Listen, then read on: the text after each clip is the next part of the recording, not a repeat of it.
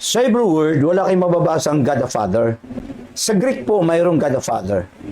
After na nahulog ang tao sa kasalanan, naroon na ho ang hula na ang Diyos ay ipako sa krus.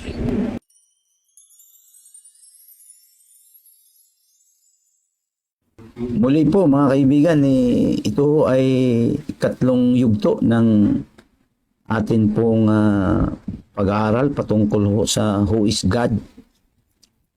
At ito ho ay sinasabi ko hindi para kayo kumbinsihin.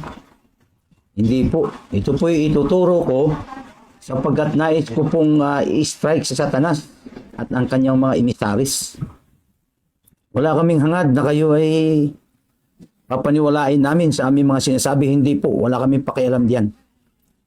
Ang gusto lang ho namin na malaman po ng mga imisaris po ni Satan kung ano po talaga ang Biblia at sino po ang Diyos.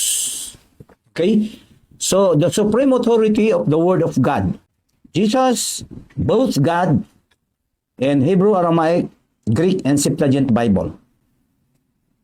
So, the English translation, ito po yung aking mga references sa aking pag-aaral. Okay, titingnan natin kung totoo baga na si Kristo ay Diyos sa Old at sa New Testament. Most especially doon ho sa language po ng Bible. Okay, basahin po natin. Then he said to them, "These are the words which I spoke to you while I was still with you, that all things must be fulfilled, which were written in the law of Moses." Okay. So, this is the law of Moses, Torah. Next.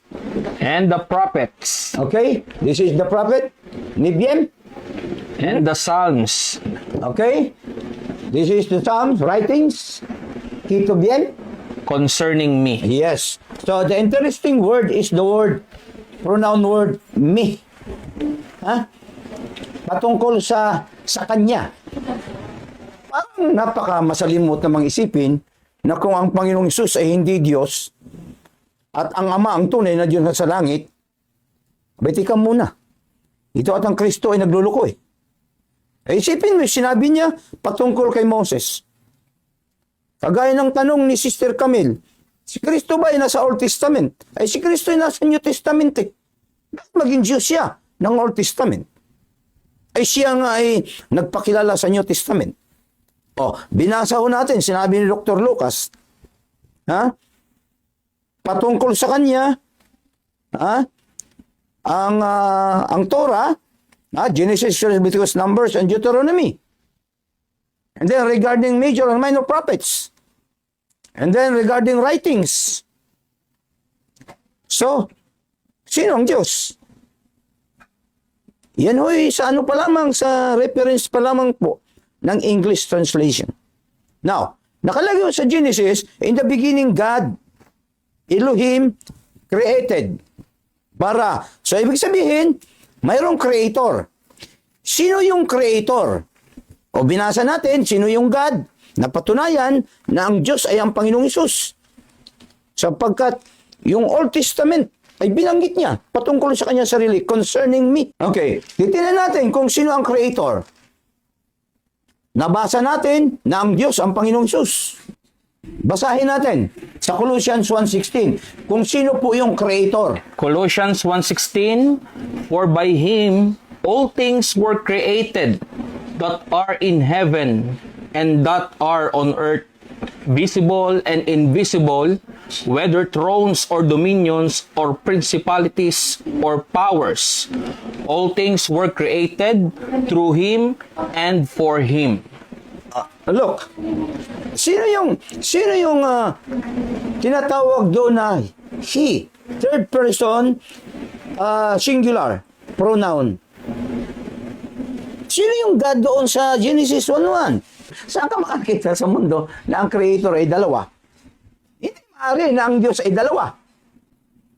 Itong amin pong pagtuturo, hindi po ito para kung kukumbinsihin kayo. Ang amin pong trabaho, sasabihin po namin sa inyo ang totoo. Maniniwala man kayo't hindi, hindi ho sasakit ang aking tiyan. Hindi rin sasakit ang tiyan ng Diyos. Huwag lang po kayong mamamatay. Kasi may impyerno po. 99% no, of the people do not believe that Jesus Christ is God. You know, they are Docetics and Gnostics. Those groups are Doceticism and Gnosticism. Mayroon po silang tinatawag na depensa. May tinatawag po na thesis. Ano po ang kanilang depensa? The basic thesis or defense of such groups were that if Jesus suffered, he was not divine. If he was God, he would not suffer. Yun po ang sitwasyon ngayon. Kaya hindi po naniniwala ang mga tao. No, ngayon, naniniwala ka na si Kristo ay Diyos? Hindi ka naman sumusunod sa salita ni Kristo, hindi rin ho kayo naniniwala na si Kristo ay Diyos. Kasi kung naniniwala kayo, susundin ninyo. May nagsasabi, isang pastor, ayaw ko na lang kung banggitin kung anong grupo, no? Ang sabi, wala nang katotohanan niyang Hebrew, Aramaic at Greek na yan, Septuagint. Sinunog na yan eh. Sinunog na daw. Grabe naman oo. Bakit itong Hebrew University sa Jerusalem buhay pa hanggang ngayon? Kung sinunog na, sa daming nag-aaral, kamahal pa ng tuition. Ang sinunog, para maintindihan mo, sino ka man, ang sinunog, ay yung translation po ni John Wycliffe, ni Dale at saka ni the other one, Tyndale. Ito po yung sinunog. Kasi, bakit sinunog? Kalaban ho ng King James Version translation. Yan po ang history. Hindi po yung sinunog, yung original language ng Biblia. That's why Jesus Christ is not God. Because He suffered on the cross. So, 2,000 years ago. Hey, 2,000 years ago up to now, Jesus Christ is not God. Yun ang katotohanan. Hindi talaga siya Diyos. Marami po ang nagsasabi na ang Diyos ay ang Ama. Mayroon namang nagsasabi, hindi. Si Jesus. Mayroon, hindi, ang Holy Spirit. Mayroon nagsabi, ang Diyos ay isa. Deuteronomy 6:4, tingin mo Israel, there is only one God. Hindi. Marami ang Diyos. Alam nyo, kawawa ho yung mga tao nalilito sa inyo. Mag-start po tayo sa English name of God. Bago tayo pumunta doon sa original names of God. Para maintindihan natin. Yung pangalan ng Diyos sa English, I am that I am. God, Lord, all capitalized. And then Almighty, and then Mighty God. Jesus Christ, Emmanuel, Most High God, Jehovah. Jehovah is the highest name of God. High God, God Almighty, and God Most High. Now, unahin muna natin kung sino po ang Diyos. Yung Ama baga o yung anak? Alam nyo, sa Hebrew word, wala kayong mababasang God the Father. Sa Greek po, mayroong God the Father. No? Para ho maintindihan natin. Kasi halos lahat po ay pinaniwalaan ay ang Diyos yung Ama. Si Jesus Christ po ay hindi Diyos. Kawawa naman ang Panginoong Hesus Magsisimula po tayo sa pinakaunang problema po ng tao. Dito ho nagsimula yung problemang magaling sa buhay po ng tao. Sa Genesis 3:15. Tinanong ninyo. Genesis chapter 3 verse 15, and I will put enmity between you and the women, and between your seed and her seed. He shall bruise your head, and you shall bruise his heel. Tingnan ninyo. Ha? Dito ho nagsimula ang kalbaryo ho ng tao. After the fall of man, makikita ho natin na nagkakaroon po ng away. Nagkaroon po ng alitan. Ang tawag po dyan sa Septuagint ay hatred. Just because of the seed of snake and the seed of the woman. The snake there is old serpent, dragon, Satan, Lucifer. Kaya doon pa lamang ho, mayroon na hong promise na ang Diyos ay magiging tao. Ang Diyos po ay magiging tao. Na ninyo, doon ho mag-start. Dahil doon ho sa word na it shall bruise thy head. Yung pronoun it doon, hindi po tumutukoy yun sa hayop. Yan ay tumutukoy po sa isang tao. Sino? Ang Panginoong Hesus. Kasi siya ay nagkatawan tao eh. Ayon po sa hula. Now, ipapakita ko sa inyo, ito po. Ito po yung messianic prophecy. Ayun messianic prophecy.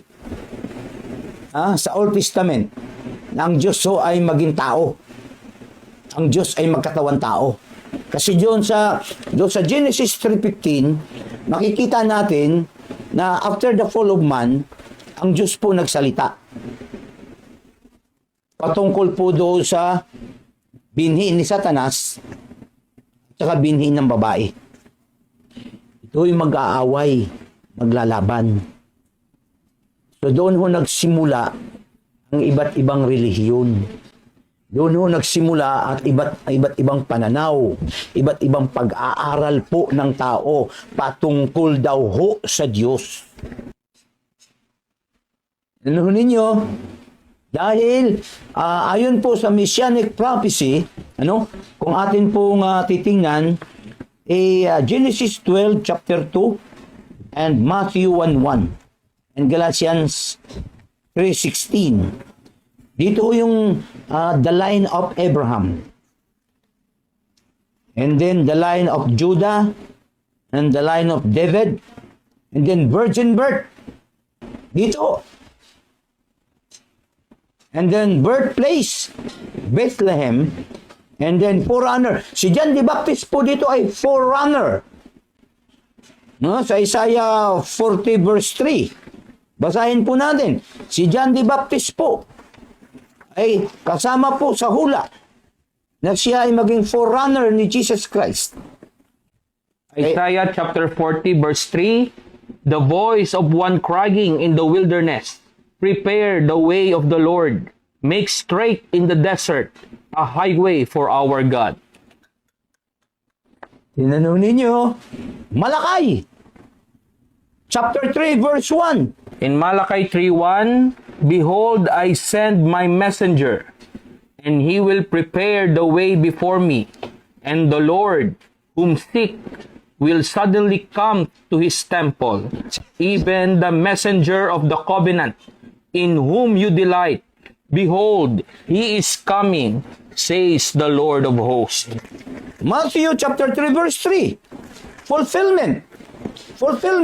Matthew chapter 3 verse 3, for this is he who was spoken of by the prophet Isaiah, saying, the voice of one crying in the wilderness, prepare the way of the Lord, make his path straight. Sino ang ating Panginoon?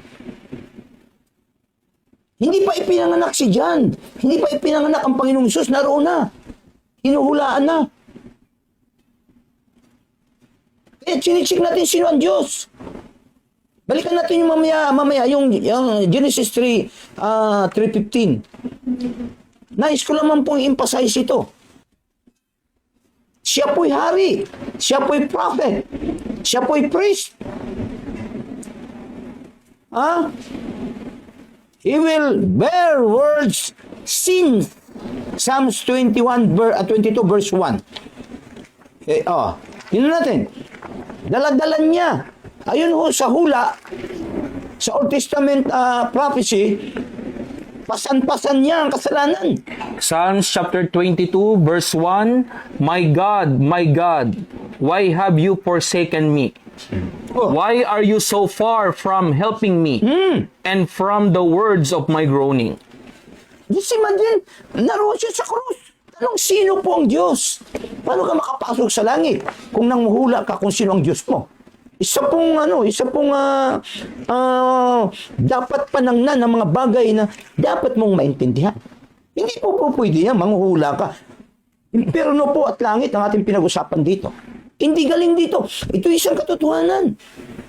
Kasi sa history po ng Romano, batas ng Roma, pag naipako ka sa cross, ibig sabihin nakakamit ka ng heinous crime. Ngayon, dudurugin po mula hita hanggang tuod ang iyong buto. Hindi ka na talaga makalakad. Talagang wala ka ng pag-asa. Hindi po. Diyos ang Panginoong Hesus, nagkatawang tao, ipinako sa krus. Hindi yun lakayan durugin ng buto. Dahil ang batas po ng Romano ho, sa time ni Jesus Christ, pag ikaw ho'y nakapako, nakakamit ka ng heinous crime. Bakit heinous crime? Nagpanggap ang Panginoong Hesus na siya ay Diyos, ang sabi po ng mga Romano at mga Parisiyo. Kaya ang ginawa, ipinako. Pero hula. Genesis 3:15 na siya ay may pako sa krus. Doon pa lamang po, after the fall of man, doon pa lamang po, nagsalita na ang Diyos na siya ay magkatawang tao. Psalms chapter 22 verse 17, I can count all my bones. They look and stare at me. Tingnan niyo. Ibig sabihin, no bones broken. Nasa hula po na ipapako siya, kamay at kanyang paa sa krus. Nasa hula po. Psalms 22:16.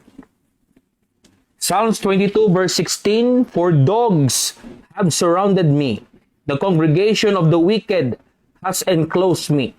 They pierce my hand and my feet. Titingnan natin ang cross reference ng New Testament kung totoo. John 20 verse 25. Sabi nila, hindi man nagamit ng talata yung pastor na yun. Daldal na ng daldal. Ito, babakbakan kita ng talata.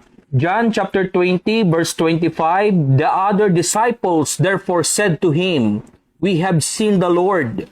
So he said to them, unless I see in his hands the print of the nails, and put my finger into the print of the nails, and put my hand into his side, I will not believe. Sino yun? Si Tomas. Salamat po sa Panginoon. Christ prayer. Ang Panginoong Hesus, sa hula, siya ay nanalangin. Ano ba ang panalangin niya? Okay, Psalms 22 verse 24. Psalms chapter 22 verse 24, for he has not despised nor abhorred the affliction of the afflicted, nor has he hidden his face from him. But when he cried to him, he heard. Sumigaw siya sa krus. Matthew 26 verse 39. Matthew chapter 26 verse 39, he went a little farther and fell on his face and prayed, saying, O my Father, if it is possible, let this cup pass from me. Nevertheless, not as I will, but as you will. No. Paano siya maging Diyos? Tumawag siya sa kanyang ama. Of course, nasa katawan tao siya. Hindi siya pwedeng tumawag sa kanyang ama kung siya hindi nagkatawan tao, siya ang Diyos. Nung siya nagkatawan tao, of course, depende siya sa kanyang ama. Bakit? Human body siya. Nabuhay siyang muli. Hindi pa nga siya ipinanganak, nabuhay na siyang muli. Bakit? Hula nga eh. Okay, titignan natin. Saan ba makikita yun? Psalms 16 verse 10, 22 verse 22. Unahin muna natin, Psalms 16 verse 10. Resurrection, nabuhay. ang Panginoong Sus. Sige. Psalm 16 verse 10, For you will not leave my soul in Sheol, nor will you allow your Holy One to see corruption. Matthew 28 verse 6. Matthew chapter 28 verse 6, He is not here, for He is risen. As He said, Come, see the place where the Lord lay. Yun ho ay hinuhulaan po ng Biblia thousands and thousands of years. Nangyari po, natupad po sa New Testament. Okay, yun hong pag-akyat sa langit. Umakyat sa langit ang Panginoong Sus. After His resurrection, o 68:18 ng Psalms. Psalm chapter 68 verse 18, You have ascended on high. You have left captivity captive.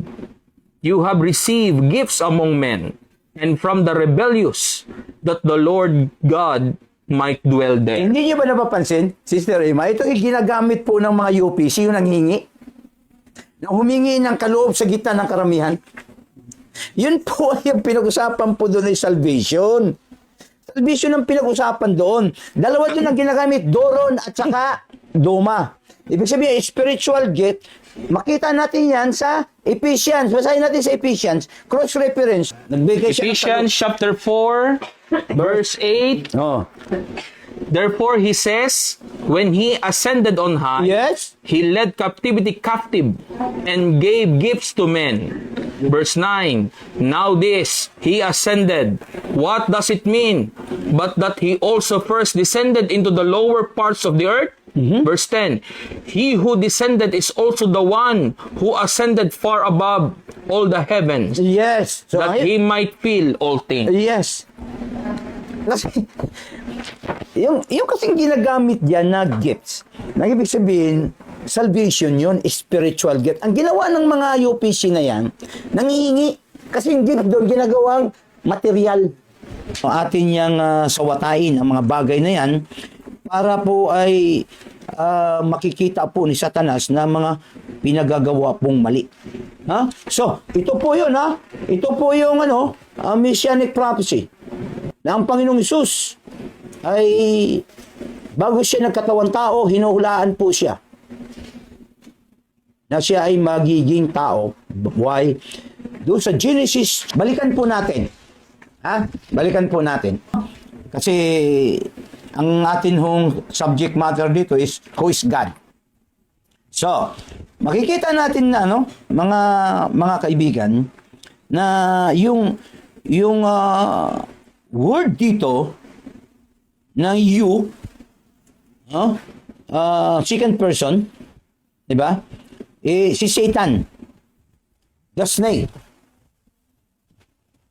And then yung woman dito ay si Eve. And then between your seed, look, hey, this is a spiritual descendant of Satan. Si Satan ba may asawa? Nagkakaroon ng binhi ito. Si Jesus ba may asawa? Wala, nagkakaroon ng binhi ito. Kaya po ito ay spiritual descendant of Satan and spiritual descendant of Jesus. Now, look, the spiritual descendant of Satan, John 8:44. And Ephesians chapter 2 verse 2. John chapter 8 verse 44, you are of your father the devil, and the desires of your father you want to do. He was a murderer from the beginning, and does not stand in the truth, because there is no truth in him. When he speaks a lie, he speaks from his own resources, for he is a liar and the father of it. Ephesians 2 verse 2. In Ephesians chapter 2, verse 2, in which you once walked according to the course of this world, according to the prince of the power of the air, the spirit who now work in the sons of disobedience. Spiritual descendants of Satan, according to Jesus Christ. Jesus Christ, our Lord and Savior, strike Satan and his emissary. Religions contrary to the doctrine of Christ and the Bible. Ito ho yung inatake ni Jesus Christ. Now, her seed, referring to the seed of the woman. Those who are in the family of God. The true church of Christ. Matthew 16:18. Ecclesian, not ecclesia. This is the true church of Jesus Christ with the Greek grammatical construction or explanation in a Greek grammar. Matthew 16:18. And I also say to you that you are Peter, and on this rock I will build my church, and the gates of Hades shall not prevail against it. Yun po yung yun po yung promise ng Diyos. No? After na nahulog ang tao sa kasalanan, naroon na ho ang hula na ang Diyos ay ipako sa krus. Ang Diyos magkatawan tao. Ipapako sa krus. Genesis 3:15 po. Kaya nga po, pagdating sa Genesis 6:5, may sinabi po ang Panginoon. Tingnan ninyo, Genesis 6:5, may sinabi ang Diyos. In Genesis 6:5, then the Lord saw that the wickedness of men was great in the earth, and that every intent of the thoughts of his heart was only evil continually. Oh, just because of Genesis 3:15, after the fall of man. Naroon na ho nagkalitsi-litsi na ho ang isip ng tao eh. Nagawa na ho ng sarili ng kaparaanan. Nagawa ng sarili ng pagpapaliwanag. Hindi na sila naniniwala sa language ng Diyos. Ang pinaniwala language ng tao. Pag pinag-aralan natin ang original, nagagalit. Mayabang daw. Alam mo, kung siya lang marunong. Kung talaga kayong pastor ni Kristo, susunod kayo sa salita ni Kristo. Ano ba salita ni Kristo? Hebrew, Aramaic at Greek. And Septuagint, bakit ayaw natin sundin? Bakit nagagalit? Mahal na mahal mo yung lingwahe ng tao. English Bible, lingwahe ng tao yan. Hindi ang lingwahe ng Diyos. Ang lingwahe ng Diyos, ito po. Sinabi ng Panginoong Isus, yung Torah, Nibiem at Kibyen. Septuagint, yun ang language ng Diyos. Hey, baka naman ikaw pastor, hindi kay Kristo. Ang sabi ng Panginoon, I will build my church. Satan, religions. Ini-strike nga ni Jesus Christ Ano ba yung grupong yun? Pariseo, Sadduceo, Scribes, and Essenes. Ito yung tinutukoy nilang Christian. Sabi ng Panginoon, Hoy, yung inyong Diyos ay Satanas. Atin nun titingnan yung Isaiah 7:14. Titingnan natin kung ano po ang sinasabi. In Isaiah 7:14, therefore the Lord himself will give you a sign. Behold, the virgin shall conceive and bear a son, and shall call his name Emmanuel. Sino yung Diyos? And the God himself. Sino yung God doon? Sino? Sasabihin mo, yung Ama. Sino yung God doon? Sa Septuagint po, Theos. Yung God doon ay si Jesus Christ. Bakit? The God himself give a sign, sign, O-T-H, sa Hebrew word. Saan galing yun? Doon ho sa Theos. And then, virgin, Alma. Hindi ho ginamit ho ang Bitula. Bitula, ibig sabihin, either marriage or virgin. Kaya ang ginamit po ng Panginoong Hesus sa kanyang lingwahe ay Alma. Ang ibig sabihin, pure virgin. Walang nakakagalaw kahit sino. Ngayong pangalawa ho, yung ginagamit na Emmanuel, sa Hebrew yan, Immanuel. Immanuel. Ang ibig sabihin, God as with. Sa English, God is with us. Yung bata doon, yung ipinanganak ni Alma, si Jesus Christ yun. Kaya ang Diyos hindi nanganak. Ang Diyos ipinanganak. Kasi kung ang Diyos ay nanganak, karumal-dumal po yun. Kasuklam-suklam po yun. John 3:16. For God so loved the world that He gave His only begotten Son. The word begotten there, sa original ay likeness, or the word monogenes. Ibig sabihin, superiority. Hindi nanganak. Tingnan ninyo ha? For the sake of argument, bibigyan ko kayo. Yung Diyos nanganak, sino ang anak? Pwede ba ang kalabaw ay umanak ay kabayo? Pag ang Diyos ay nanganak, ang anak ay Diyos. Hindi rin papayag itong mga Docetics at saka Gnosticism. Kasi si Kristo hindi Diyos eh. Pero ang Diyos daw ay nanganak. Ang anak daw sino? Sinabi mo naman, this Diyos, hindi. Ginagawa ng Diyos. Eh, narito ko kami. Nais namin tanggalan ng sungay, Satanas. Sa mga emisaris ni Satan. Ang Diyos daw ay nanganak kasi ibinigay niya ang kanyang bugtong na anak. Mag-iingat kayo sa pagbabasa ng Biblia, lalo sa English. Dadalhin kayo niyan sa impyerno. I have a Bible. My Bible is a King James Version. I have so many Bible. Ha? King James Version. I love King James Version. But, with regards to explanation, I disregard this. This is only my reference. Walang paliwanag ito. O bibigyan ko kayo ng problema. Colossians 1:15. Paliwanag ninyo. Philippians 2:6. Paliwanag ninyo. John 10, verse 30, paliwanag ninyo. John 8:58. Yung sinabi po ni Jesus, before Abraham was I am. Paliwanag ninyo. Kung may paliwanag ninyo ng tama, I salute you. Nag-aaral kayo. Genesis 1:1. Paliwanag ninyo in Greek, Hebrew, grammatical. Yung Elohim doon at saka yung bara, yun lang. Paliwanag ninyo. Handa kaming makinig. Ephesians 1:4. Paliwanag ninyo in a Greek grammatical explanation. Pag sarili nyo lang, ay tumigil-tigil na kayo. Kaya hiya kayo. Ano yung papaliwanag nyo? Pag sarili nyo paliwanag. O mayroong isa diyang nagpapaliwanag. Nagtutsok-tok pa. May diagram pa. Anong sinabi? Wala namang verb dyan. Wala namang salitang election dyan. Hindi mo nga naintindihan yung grammatical explanation in original language. Magaling kang magsalita. Huwag po. Mag-iingat kayo. At pag kayo namatay, garanti ako sa inyo, sa impyerno kayo pupunta.